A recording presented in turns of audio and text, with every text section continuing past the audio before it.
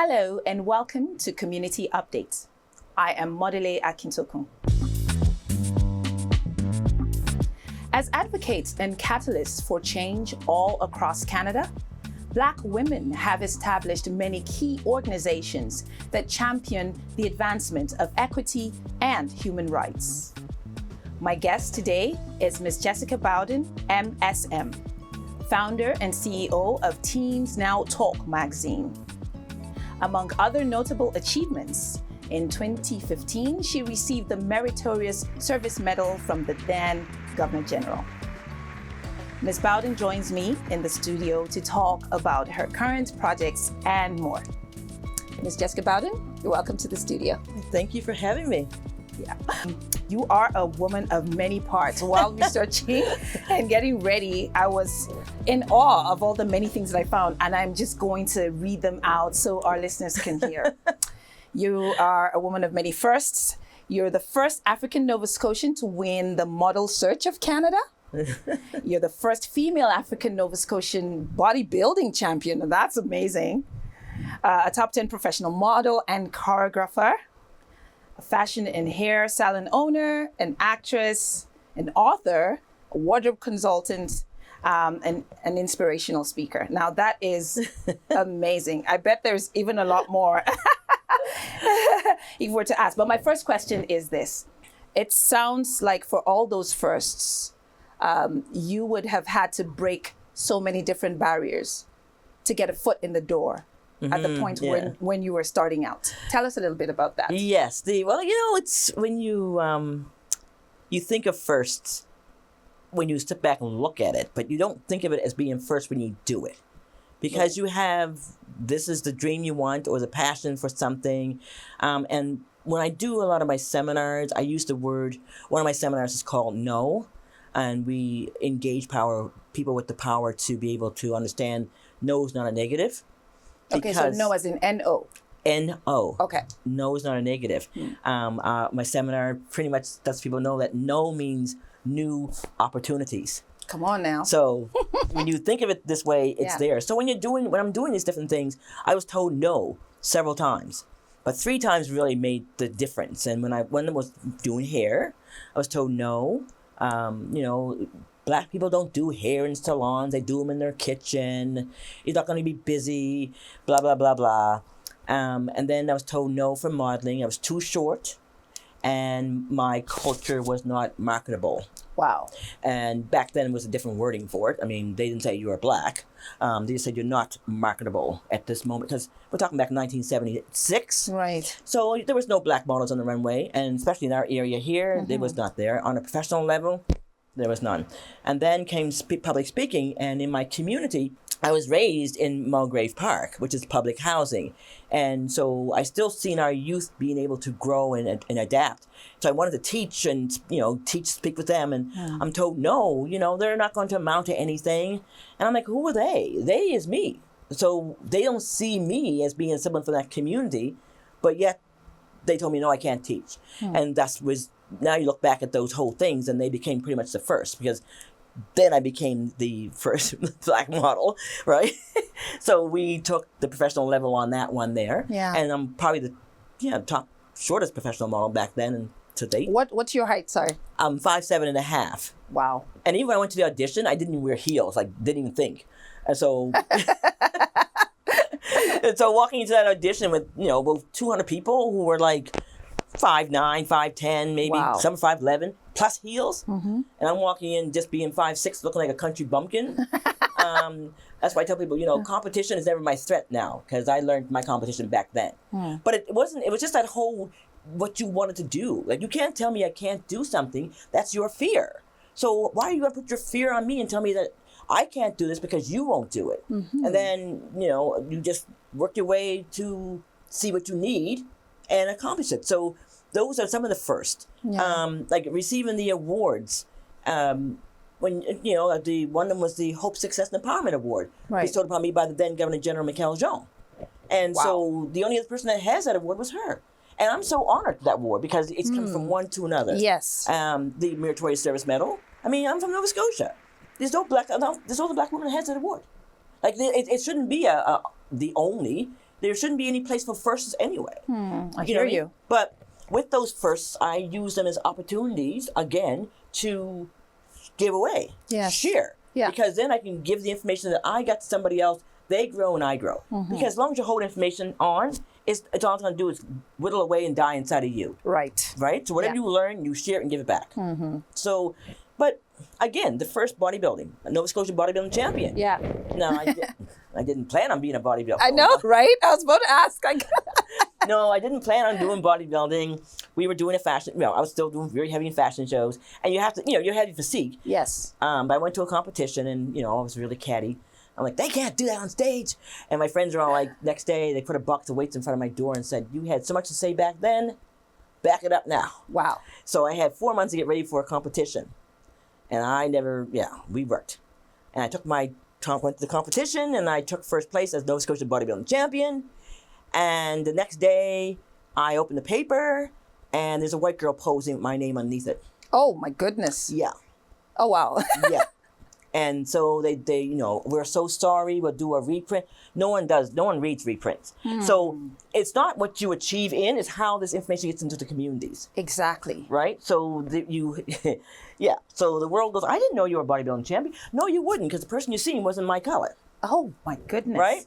So you had those little hurdles. that we're going through then as well. And yes. bottlenecks, my goodness, that's really something. But what I'm hearing, I think, is the era of firsts is broken by someone challenging the status quo and refusing to take no for an answer. Yeah, I mean, like, why you give if it's something that is doable. Yeah. And I see other people that are non-black doing it, then why can't I do it? So push for it. I'm not even going to push for it. I'm just going to do it. And you got to move. Like, why am I have to push? It's that whole mindset. It's like, you're not giving me anything special. I have the traits everybody else has. If I don't have the knowledge, I go to school and learn. If I need traits, I do this. Back to the beginning with the whole bit. The hairdressing told me no. Well, I went to school at night while doing modeling by day. And opened my own hair salons. So we owned Ebony Chanel Coiffure. So we had, a black hair salon right smack dab in the Duke Street hotel, the hotel. Wow. And very classy, very elegant. It was powerful. I'm still a master hairdresser today. I open a salon tomorrow if I want to. But I said I'll change for the bigger picture. I'll see. I'll put that. I'll pull it on my hat when I need it. So there's. You gain these things, but then you train other people. And I see people that worked with me who are just coming out of school in black that are still doing great hair today. Yeah. So you look back and see people that stepped off of what you did and how they can move. Amazing. And that's the bonus of it all. That's the blessings. So would you say that those challenges of having to stand up and say no still exists for people trying to break out today into whatever field? Is it still a thing today, or is life so much better than when you first started out? It's still a thing. I mean, you can see it, you can smell it, you can cut it. It's still a thing, right? Yeah. But it changes its face. It changes the clothes.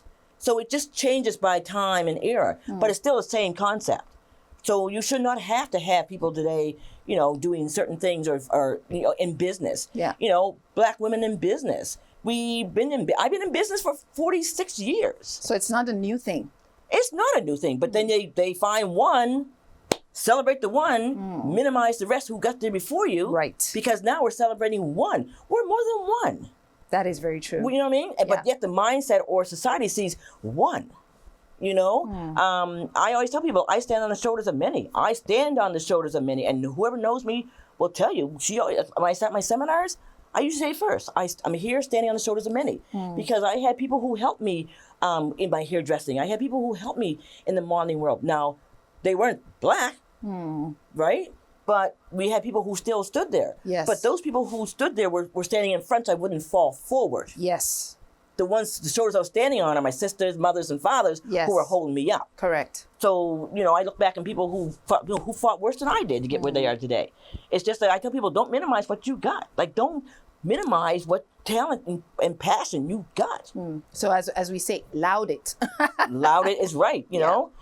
And let people realize understand your values first and your worth, because that's what holds people back. Is when you don't know what your value is, how is somebody else going to give it to you? You know, I strive for Black excellence, and they say, oh, she's rough. I'm not rough, sweetheart.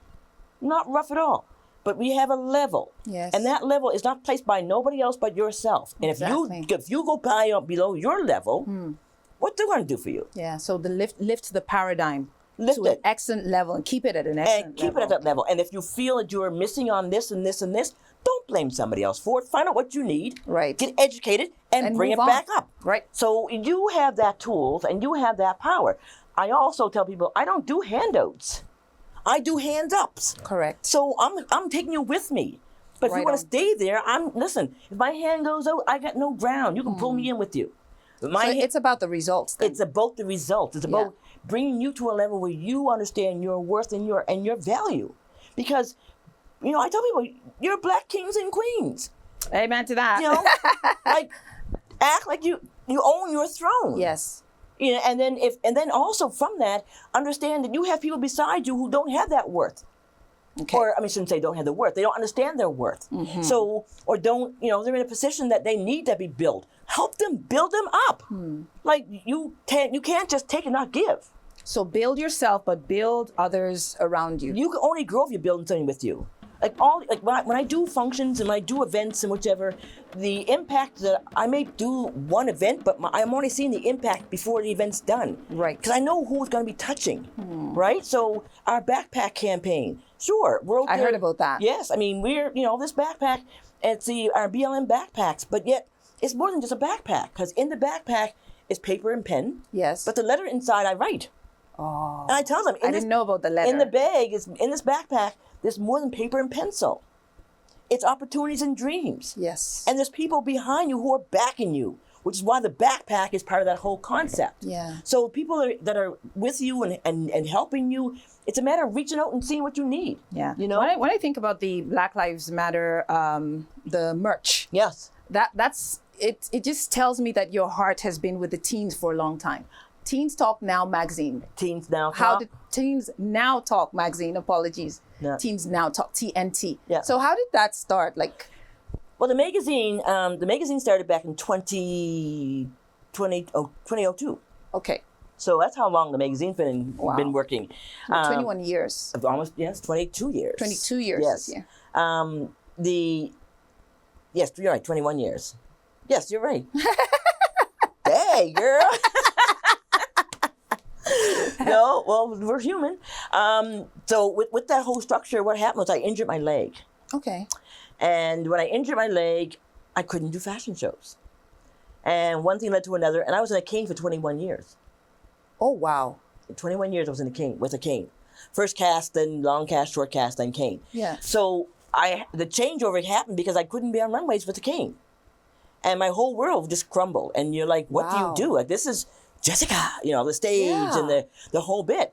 And I was like lost because I'm at the peak of what I was striving to be. Yeah. Ebony Fashion Fair was coming up, and that was my goal.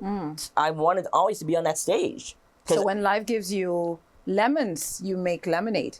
I made lemonade. I made lemon loaves. I made oh my goodness, lemon crumpets. I made lemon everything. Because after I went through that whole process of trying to gain another identity, because that was my world. Yeah. Fashion shows, movies, Jessica, clothing. And then when it comes to clothing, I was a buyer, a merchandiser. I either displayed the clothes, bought the clothes for different stores. You know what I mean? So that world kind of just changed. So you just moved on to the next thing. It wasn't like a move on as much as it was a push, because the universe gives you the universe lays these paths out for you. Right. And if you're not able to see it one time, they might give you a little nudge. If you don't see it the second time, they may give you a harder nudge. And if you're not listening at all, they're going to knock you on your butt. I was knocked on my butt because my path was this way, but I was still, it's Jessica World. Yeah. Right? And so what ended up happening was, with that whole changeover, I had to learn how to take all my knowledge, all my glam and glory, and now put it into somebody else's hands. Yes. So the empowerment. Then came the empowerment. So we started off in school. I went to a school, still speaking though, And the teacher at Cole Harbor High, she was reading off my achievements. And every time she read them, I was getting madder and madder because I'm like, I can't do them. So you're reminding me about what I can't do now. And it was still very raw. Yeah. And so I said, may I have a microphone? And she said, yeah. I said, okay, you guys. It was like 1,000 youth there. And I said, you know what? They were my achievements. I can't give them to you. You know what I mean? But I want to know what you want to do. And that's when the whole kettle of worms just came up. Wow. Because we had youth talking about, well, we should write a book. And one young child said, we should call it TNT because our words are the bomb. Oh, wow. And I went from being keynote speaker to being a secretary. I had a paper and pencil and I was taking notes. And I said, give me 2 weeks. And so I left. And I came back in 2 weeks with the concept. And I said, we're not going to do a book. And they're all like, boo, we want to do a book. I'm like, oh, really? So you have all kinds of voice there now, maybe. Because negative voice is still a good voice. Right.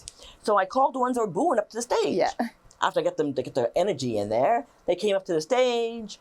And I think we had 17 that came up.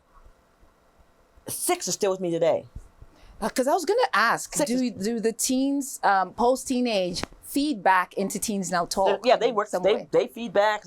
Even ones that are there private. I mean, I have so many children now; it's terrible. Oh, bless. But these youth came in, and when they did, I shook their hand and said, "You're going to help me make this magazine." So now they're all excited again. Yeah. And I said, I can't use TNT because, of course, it's trademarked everywhere. Yeah. But we're going to call it Teens Now Talk, and it's going to be the voice, be seen, be heard, and be the voice. Because these are all 3 key elements that our youth are missing. Be seen, be heard, and be the voice. So that's how it started. And then the first magazine was done.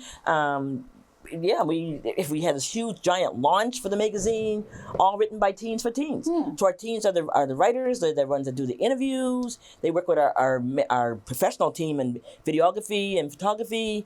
They go and cover the events. And we have adults to go with them so they learn while they're doing this whole thing. It's 64-page high gloss. Wow. It's crazy. It's like, it's international. We have copies in Cyprus. Amazing. I'm like, well, wow. Talk about reach. That's what I'm saying, girl. Like, it's in English. And it's interesting. So basically you interacted with them, stumbled on a need. Yep. And the need evolved.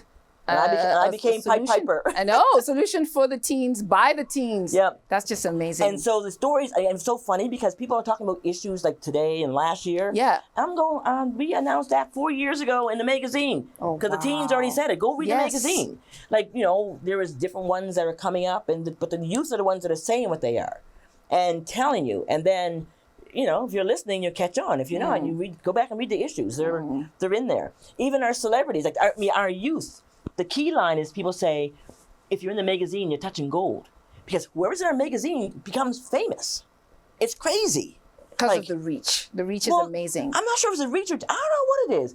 Like, I don't know. I never looked. I never searched it. I don't know. I don't want to know because it's still working. Yes. But like we have people that are in the magazine that started off as an amateur singer who are now get 3 Emmys and this and that.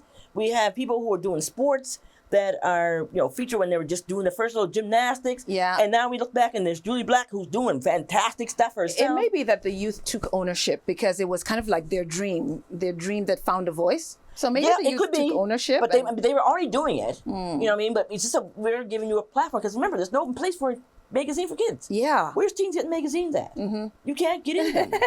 Right? So we gave them the same kind of oomph. Yeah. That kind of, made it work, I guess. I don't know. That's really interesting. I don't dig in there. I let it go. Let it grow. So there's so many sides to this. You started out, building your personality, building an image that the world around, could be challenged by and encouraged by. And then it morphed into empowerment for the youth around you.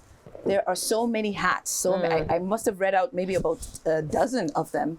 Do you ever find a conflict between, the many hats you have to wear? Do you sometimes have to choose and feel a sense of, loss for having to not wear a certain hat on a certain day? How does it work with you? No, I don't do hats. Come on now, she doesn't do hats. No. Like when you put a hat on, a hat will limit you. You know what I mean? If you put that hat on your dome and your brain cannot percolate and go through, what's a hat? A label?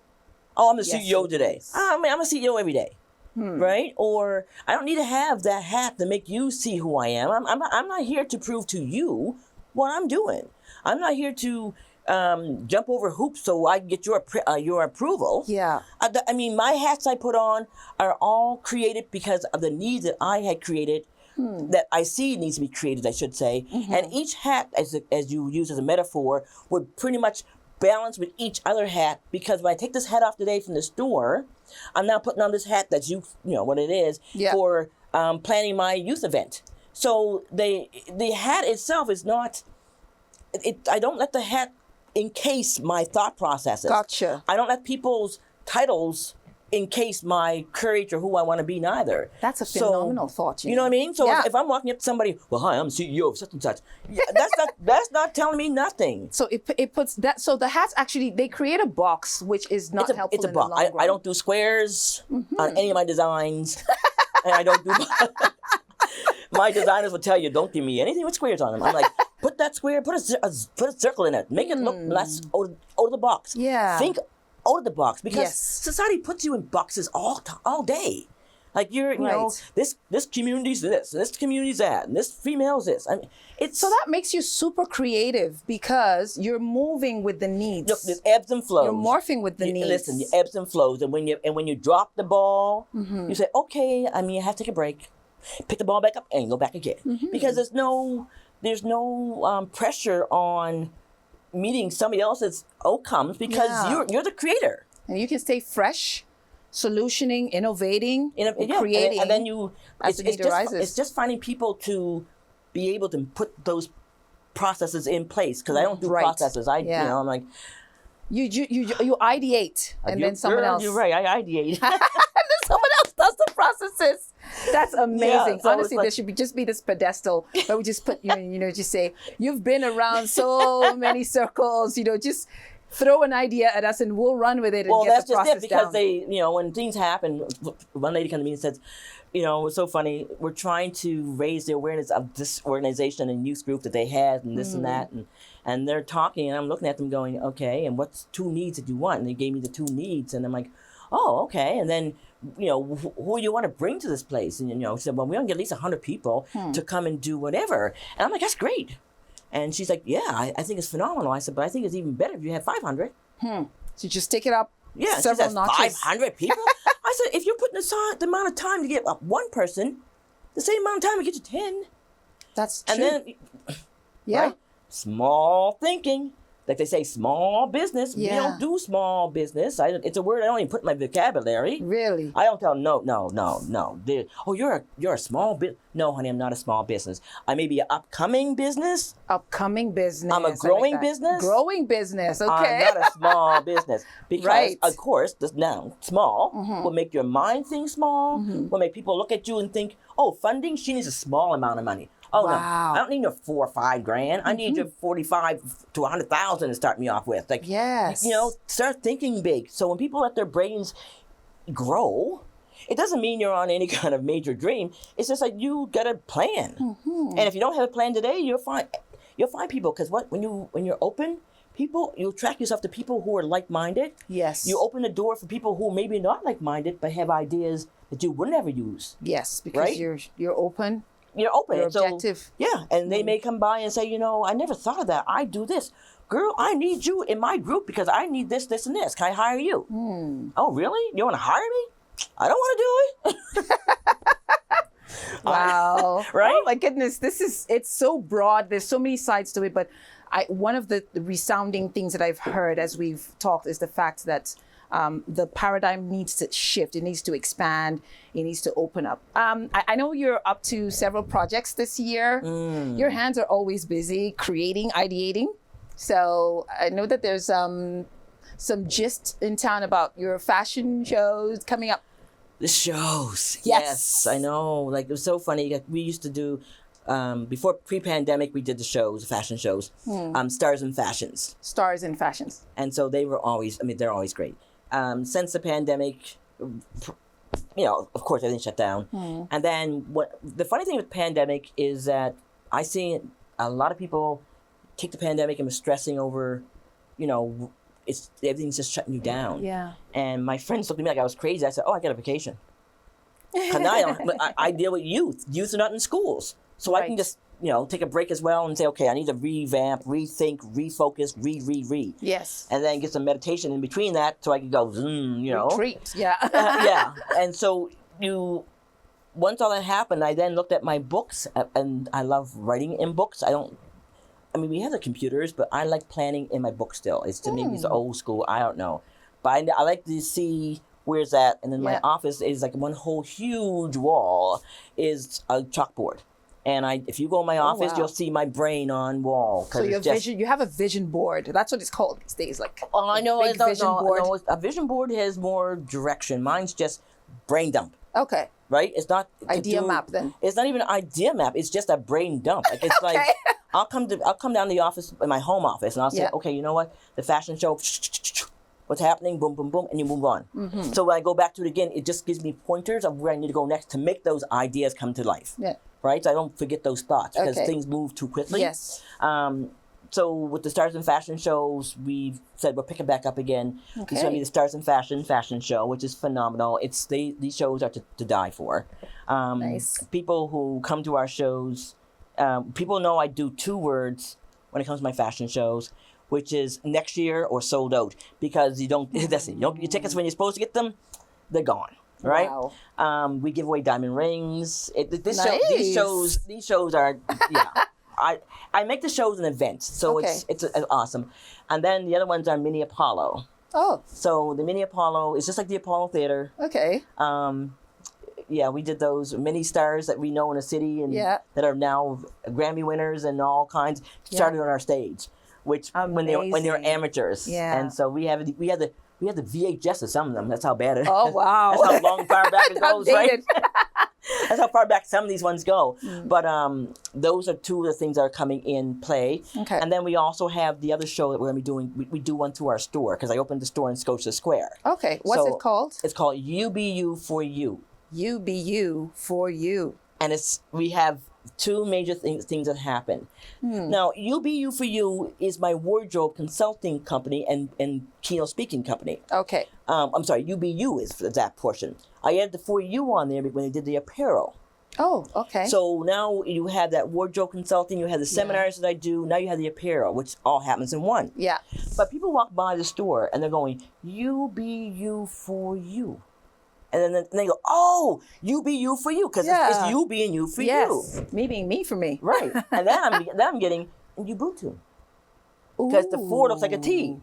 Oh, look at that now. And the messaging is exactly the same meanings. Yeah. Which is almost like serendipity that it came that way. Oh, wow. So when things fall in place, there's a reason when they fall in place. Yes. So the store, what we do there is we create, anyone who shops in our store is on a level of our VIP because they're showing us their support. Yes. They're showing us that they're at least coming in to see. Mm-hmm. We have the ladies' fashion, which is phenomenal. We have 5 different designers that we've actually put in our store as well to sell. Okay. Plus we have our BLM section on the other side and our social change. And so with our BLM apparel, it's called Hold the Line because our shirts all have the lines on the front. Okay. And top and bottom is other colors. And when you put them together and 4 or 5 people wear them, it's an invisible fence. So we're protecting our youth. So it's more than just the name and the wording. You're becoming active allies. Yes. And on this side here, and then proceeds from that goes to our backpacks and our teen entrepreneur programs and so forth. On the other side is the fashion, which is my world again. So we have fun dressing people, getting them ready, learning wardrobing, learning how to mix and match your clothing. Things we've been doing for years. But now I'm not doing it with one big group once every 4 months. I'm doing it every day with people in the store. So they're now coming in saying, "There's Jessica." Yes. I'm like, okay, right? So I'm easy access now for a while, for a while. So you said the store is at Scotia Square. When is the event? Is it open to the public or just your VIPs? It's open just to the VIPs. Okay. And how you become a VIP though is you shop in our store. So it's our way of giving back to people who shop with us. Gotcha. Those events, and we send out the private email to you. Then you reply back to the email, and it's a +1. Okay. And then, because we have the fashion shows, we have wardrobes, we have sip and shops, we have trunk shows. So, because we're not open on Sundays. Gotcha. So we use that Sunday, every third Sunday, we use that as our way of giving back to our customers. Okay. You know, there's going to be different vendors there sampling different foods while you're shopping. And it's like, it only runs for 3 hours, 2:30 to 5, 2:30, 6:30, 2, 3, 4, 5, 6, yeah. Okay. My Eddie's right. You talk about wardrobe consulting. Yep. What are the major projects that you've consulted for in terms of wardrobe? Oh, girl. I see myself actually have to dress celebrities while I'm getting dressed myself for fashion shows. Oh, wow. Like, it was so funny. One of the ones we had was we were doing a show with Monica Snare. And so we were doing those ones, and it was so funny because she was ahead of us Oh, wow. on the runway, on the stage. And we're like, okay, and then you're doing this, but yet you're going, you're higher than I am in terms of knowledge and recognition. Yes. And here we are with myself and Gabrielle Sullivan, and we're like, okay, I guess we have to train, Monica, which is not train her, but guide her through. Yes. So it was really funny when she came up. She said, "God, this is hard work." I said, "Yeah." And then what happened about 2 years ago? I have a pair of Monica Snare glasses. I'm like, she's making sunglasses. Oh, come on, I should invent sunglasses still. So there's different funds, for those pieces. We do our piece when we do our movies. So we're on set. So one of my key ones was we did Jump in the Broom. Jump in the Broom. With Angela Bassett. Oh, the movie, wow. which was really, really fun. So Mabel was there, and Angela and I were in the same room. And it's like, look, Nice. we're both going, we are the same height. We do Aw. resemble. So That is true. Like the cheekbones. Think of it. Yeah, we both looked at each other and laughed. And Angela said, I don't do dishes. I said, I don't do windows. And we laughed our butts off. So it's fun things that it's just when you were in that capture of people, Yeah. you're able to be whoever you want to be and where you want to be with. Yeah. But it's not, you don't have to wear a different hat, like you say, to make somebody else feel less because of where you at. Right? And one lady said, you wear so many, like you're in so many different places. And I said, well, sometimes that's a bad thing. Because no one knows how to pinpoint me. Right? When they're calling individuals for doing keynote speaking, they're like, but Jessica's always in the States. No, Jessie lives in Halifax. So you're calling somebody in from the States to do exactly what I do here. Yeah. You know what I mean? And then that also boils back down to supporting your own.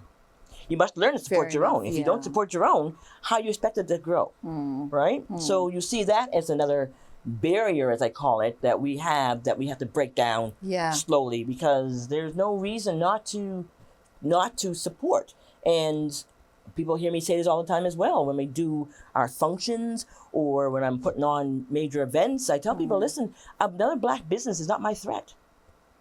You're not my competition. No threat there. You are not No my competition. there. You are an opportunity for me to collaborate. Collaboration. Right? So we need to collaborate, not go through this whole structure. Build each other up and all climb to the top together. Yeah. Well, how else? And if you look at other cultures, how is it done? Right? That's what makes the loud. That's what makes the loud voice, the voice of many good, smaller voices working together. Exactly. So it's allowing people to realize, again, when you know your worth, then you understand how that part works too. Yeah. I don't need to walk into a room and be all loud. You know what I mean? It's my reputation does it for me. Yes. What I done has already been right there. way. People see what they see and they know you put it out there already. Yeah. I might have started this one, or I'm now trailing behind this one. Who knows? But at the end of the day, it's irrelevant unless it's part of that whole change. You got to be part of the change. Yeah. Right? Be a part of the change. My goodness, there's so much wealth of knowledge, just sitting down. There's so much to take in, the wealth of experience, the wealth of exposure as well. But then also, I think the biggest thing, like I said today, is hearing that the call for a paradigm shift from small to infinity, think infinity. And then also to aim to solution constantly. Yes. Just solution constantly. Yes. Don't think about how A may conflict with B. Just go for it, and eventually it will all intertwine. It's a woven. It's a map. It weaves itself together. It's just don't cut off who else can be part of that change, or who else can help. Yeah. And again, it's that thought process, right? Like open that thought process so you understand. Not everybody in this world is going to come here and steal your idea. Not everybody in this world is going to come here and take your glory and fame. Yeah. Because if you have glory and fame, they can't take it. That's true. They can't take it. For real. Right? If you're out there just starting out and whatever, attach yourself to like-minded people and be upfront on what you're looking for.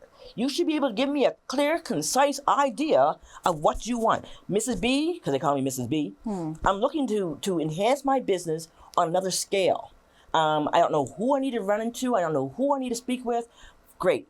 Give me 5 minutes, and I'll come back and say, you know what, your business is dealing with, I don't know, eyeglasses. So these are my friends that I know in the eyeglass world. These are people that you can talk to, speak with, try and find one person from there to mentor you. Yeah. They will then be someone who can gear you in that direction. For exposure, I can put you over here and put you in my magazine for exposure. So put you on our website for exposure. Like good old consultancy. Like it's just a matter of seeing where that one person can stand on the shoulders of others. Yeah. We hold you up. Yeah. Because when that one person succeeds, we all succeed. Right? And when ladies come in my store to get dressed, and they're going, "What do you think? It looks great." She said, one lady said, "You wouldn't lie to me, would you?" I said, "Sweetheart, let me explain something to you." Let me explain something to you. When you look good, I look fabulous. Oh, so that's when you walk awesome. up the store looking good, all your friends are going to say which clothes came from. Oh, Jessie dressed me. There you go. I can't have my name being bad because your clothes look bad. You Real good talk there.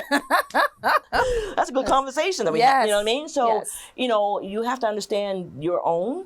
Like the lady walking in wanting to wear a red dress. Well, honey, if you wear a red dress, get ready for the attitude with the red dress. You can't put a red dress on and be hiding in the corner. So there's a lot of thinking that goes to everything, the whole appearance. My goodness! You know, wow. You know, but again, appearance on clothing, appearance on mindset, appearance on business, appearance on whatever it is you're thinking. It's all the same because you know your excellence. Yeah. Right? You know your excellence, and if you don't know your excellence, then you slowly move into where you feel it fits for you. And then if it doesn't feel right, you move to the left or the right. Yourself. You just be true to you first, and then the rest will follow. You be you. You be you for you. So where can people find you if they want to shop? You know, apparel.